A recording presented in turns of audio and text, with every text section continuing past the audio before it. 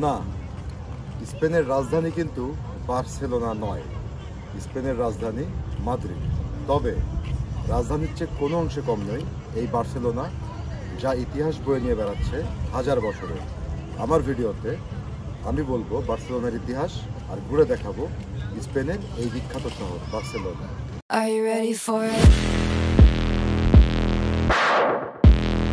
দেখতে এসেছিলাম magic fountain show, যেটা বার্সেলোনা শহরের অন্যতম পর্যটন আকর্ষণ। কিন্তু দুর্ভাগ্যবশত এই ম্যাজিক ফাউন্টেন বন্ধ হয়ে গেছে। বাট সামনেই আর্ট ডি ক্যাটালোনিয়া, এই জায়গাটা না দেখলে বার্সেলোনা ভ্রমণ যেন অসম্পূর্ণ থেকে যায়। মন্টিজুইচ পাহাড়ে অবস্থিত এই পালাউ ন্যাশনাল ভবন, এটা বিস্তৃত এলাকা জুড়ে।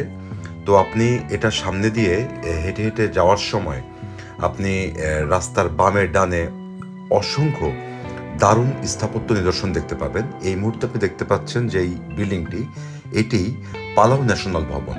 এই ভবনটি তৈরি হয়েছিল 1929 সালে এবং এটার উদ্দেশ্য ছিল, দেখুন কি চমৎকার আজও এর স্থাপত্য শৈল। তো এটা 1929 সালে কিছু আন্তর্জাতিক প্রদর্শনী বা ইন্টারন্যাশনাল এক্সিবিশনের জন্য প্রতিষ্ঠা করা হয় এবং 1934 সালে এটা মিউজিয়াম হিসেবে রেখে দেওয়া হয়। এবং এখান থেকে দেখুন, আমি এর উপরের জায়গাটিতে আছি। এক সাইডে বার্সেলোনার এক পাহাড় আর এই পাশে এই মন্টুজিক পাহাড়ের উপরে এই ভবনটি অবস্থিত। এবং চমৎকার লাগলো এই জায়গাটাতে আসার যেই রোমাঞ্চকর যেই হাঁটা বলতে পারি, পায়ে হাঁটা জার্নি। যেহেতু আমার কাছে গাড়ি ছিল না, পায়ে হেঁটে হেঁটে প্রায় 15 মিনিট ধরে আমি এখানে আসলাম এবং পাহাড়ের উপরে উঠতে উঠতে এখানে পৌঁছলাম। আপনাদের জন্য বলে রাখি, যদি এখানে আসেন কখনো, অবশ্যই এখানে কিন্তু এসকেলেটর আছে, যেটা দিয়ে স্বয়ংক্রিয়ভাবে আপনি উপরে উঠতে পারবেন। আপনাকে প্রত্যেকটা সিঁড়ি বেয়ে উপরে উঠতে হবে না।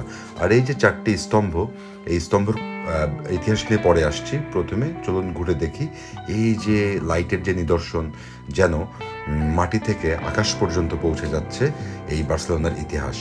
এই যে 4টি স্তম্ভ আপনাদের চোখে পড়বে, এই স্তম্ভগুলো 1919 থেকে 2010 সাল পর্যন্ত এই বার্সেলোনার যেই শিল্পকর্ম বা সংস্কৃতির গথিক, রেনেসা, বারোক এবং আধুনিক শিল্প বা মডার্ন শিল্প, এগুলো ফুটিয়ে তুলবে।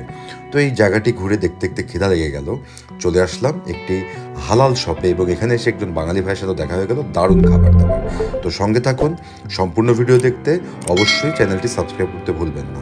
থ্যাংক ইউ সবাইকে।